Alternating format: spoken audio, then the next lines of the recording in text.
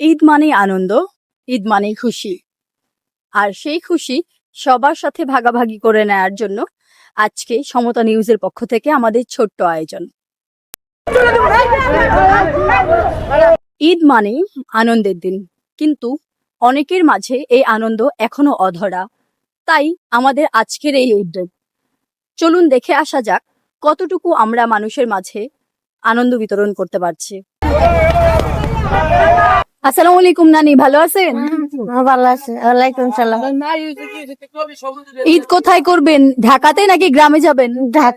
ঢাকায় করব। ঢাকাতে। আপনার ছেলে মেয়ে কয়জন? একটা মেয়ে, একটাই মেয়ে? মুরগির বাজার খাই। আচ্ছা চাচি, এটা রাখেন, খুব সামান্য। হ্যাঁ, মাশাআল্লাহ। ভালো থাকবেন। ভালো আছেন? আমাদের সমতা নিউজের পক্ষ থেকে সামান্য উপহার। হ্যাঁ, আপনার বাসা কোথায় আন্টি? দেশের বাড়ি এখানে কোথায় থাকেন? এই যে সামনে থাকি। আর গ্রামের বাড়ি? গ্রামের বাড়ি রংপুর। ঈদ কি রংপুরে করবেন? না, এখানে করব। আচ্ছা, এটা আমাদের সমতা নিউজের পক্ষ থেকে একটা সামান্য উপহার। আচ্ছা, আপু বাসা কোথায়? বাসা ঢাকা মেডিকেল আপু। ও, ঈদ কোথায় যাবেন, বাড়িতে যাবেন না ঢাকায় থাকবেন? ঢাকায় থাকুন। কিছু কেনাকাটা করছেন?